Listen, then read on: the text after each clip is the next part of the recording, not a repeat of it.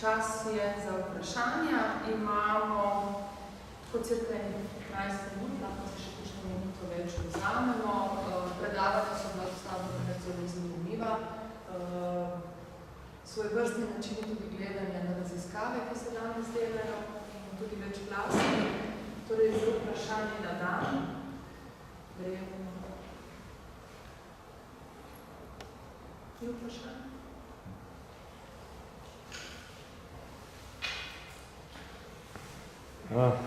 Glede nesrečnih slučajev z eksplozivnimi sredstvi, to ni samo značilnost obmejnih področij, temveč praktično po vsej Sloveniji, poznam iz Štajerske in iz Dolenjske primere, niso iz 50 let.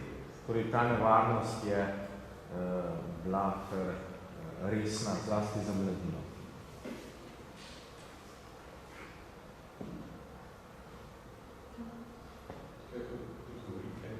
Ja. Komentar. Da ne bi mislili, da je ta težava bila samo v obmejnem področju, ampak marsikaj v okolici Kamnika recimo nastopajo. Po vojni, ko so enote bežale, so orožje in vse, kar jih nekotino, metali levo in desno v cesti. Zdaj, te glavne linije so tudi še očitno bolj vidne. Zdaj, če je to mogoče od vas pozoren, ali pa če je to z koroškega konca, tam lahko, če se pelješ od Velenja proti Avstriji, še danes po poljih levo in desno vidiš ljudi kot štorklje, ki v bistvu senzori iščejo take drugačne ostanke, prav ostanke v bistvu iz leta 45, ko so enote bežale in metale orožje. In ko sem v sklopu še projekta prikritih grobišč sodeloval z dr. Ferencem, smo šli veliko na teren, prav tisti konec. Tista cesta, ki vodi gore, ki vodi proti Koroški, je na levi in desni strani zasuta z veliko metri peska, ampak spodaj v bistvu so še ohranjeni bi bili, če bi se skopalo vozovi, ostanki, okosti konjev, torej vse, kar je bilo preveč, kar je crkveno, ne govorimo o ljudeh, ampak torej o živalih, avti, vse v bistvu bilo več levo, desno ograbno, tudi orožje, in potem se je to seveda vse kasneje prekrilo. Kar se ni, je bilo pa zelo zanimivo sploh za otroke, pa tudi za starejše. Torej, zdaj, če se vrnemo spet samo nazaj na ta mejno območje, največ žrtev na mejnem območju je bilo seveda med vojno, ko so švercali čez in so naleteli na mejo, na mino, naprimer primer iz Pograjskih Dolomitev, ko so mamice, tetke šle k maši, pa so z kiklo zapele za žico in je zmigalo mino in je padla dol in je raztreslo, ali pa seveda ogromno živine, ki je pasla ob travnikih in tako naprej. Ampak v sklopu tega projekta prav tudi na nek način poskušamo evidentirati smrtne žrtve v času 41-45 plus še nekaj let in v bistvu te številke so kar precej velike, v bistvu so fascinantne. Lahko pa grobem rečem, torej ljudje, domačini, ki so prehajali mejo, torej ena vrsta, drugo seveda partizani, ki so prehajali mejo, sploh tudi po Pograjcih, in v bistvu tretja partizani in na nek način domačini, ki so jim pomagali pridobivati orožje in so v bistvu z meje jemali ta eksplozivna sredstva, torej mine, in so pri tem tudi v bistvu naleteli na nesrečo, oziroma se je zgodila nesreča.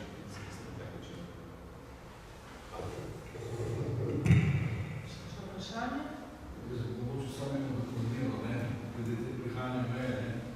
Glavno se govori o ljudeh, ampak za časa druge svetovne vojne te meje se niso zasledil študije, kaj je to pomenilo za prostoživeče živali, ki niso mogli čez mejo. Šele zdaj, ko je ta meja s Hrvaško požičena, sociologi, biologi dali zelo jasne signale, da je to lahko velika katastrofa za živalski svet, predvsem za velike zveri.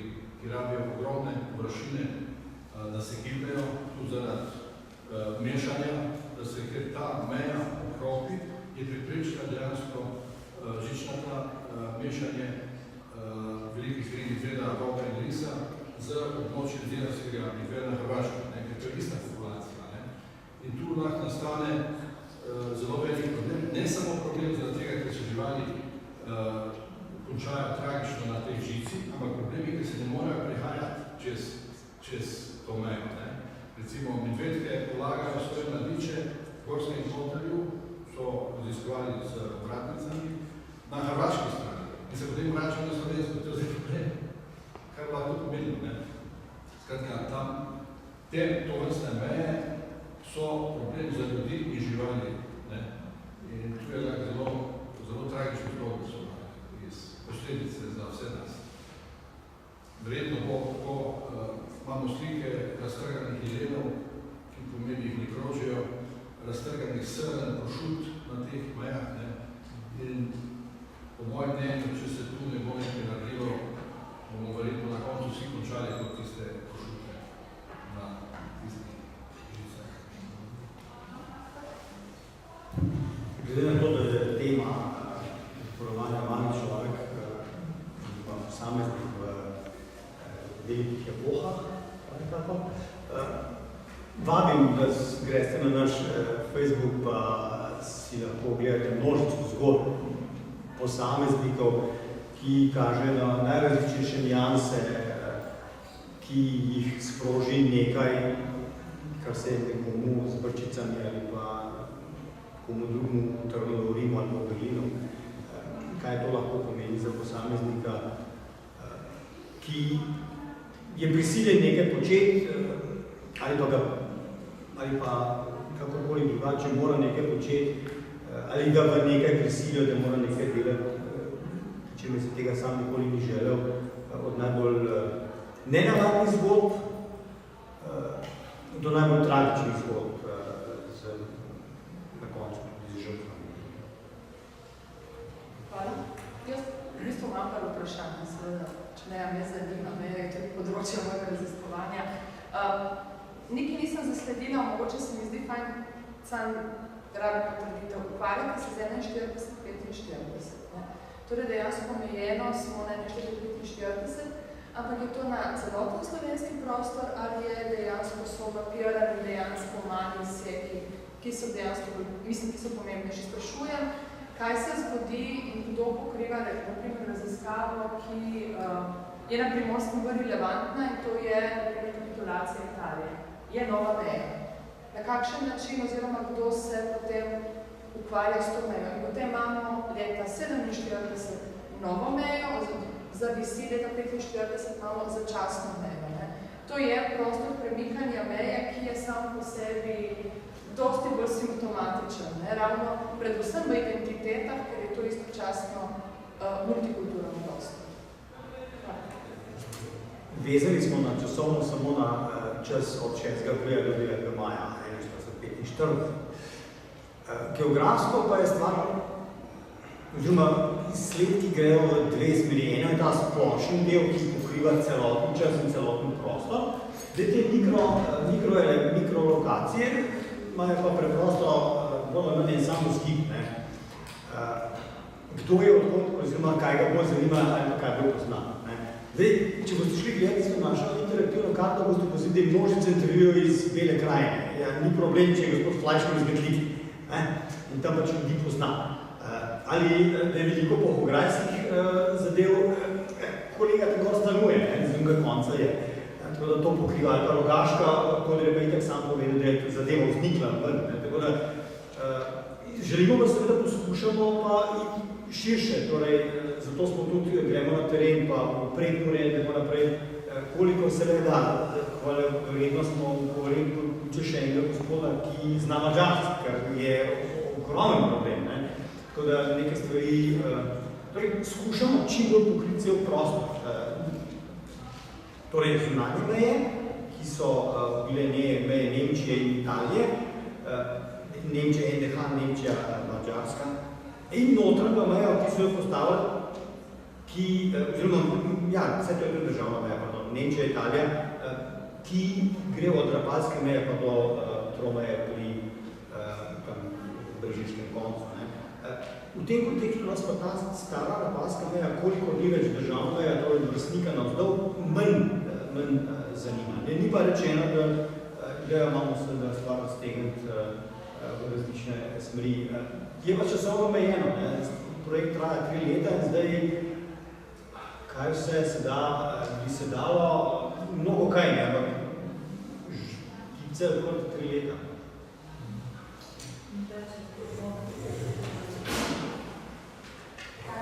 Naš projekt zdaj traja še 1 leto.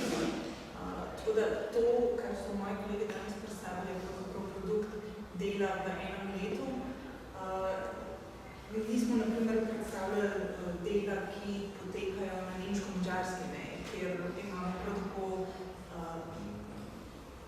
evidentirane mejne probleme, izvajajo se intervjuji, izvaja se arhivska raziskava, vendar danes kolegov, ki delajo to mejo, ni tukaj. Tako da mi se trudimo pokrivati čim širši prostor. Je pa res, da je bil tudi ta projekt napisan s poudarkom ravno na nemško-hrvaški meji. Tako da morda še kakšen drug projekt, ki bo pa potem tudi potegnil v kasnejši. Še ena velika narodnost je v zvezi z gradivom. En dobršen fond gradiva je v bistvu za nas nedosegljiv. Gre za gradivo zunanjega ministrstva NDH in pa za ministrstvo za obrambo, oziroma vojno ministrstvo NDH-ja. Namreč po spletu okoliščin je situacija naslednja.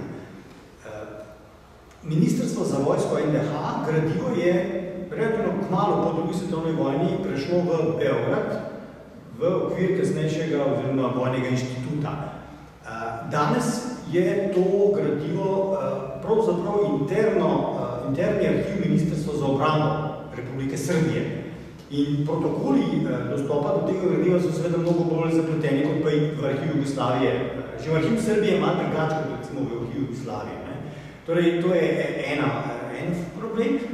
Gradivo Ministrstva za zunanje zadeve pa je bilo po drugi svetovni vojni prenešeno v fonde Ministrstva za zunanje zadeve Jugoslavije, v različnih imenih.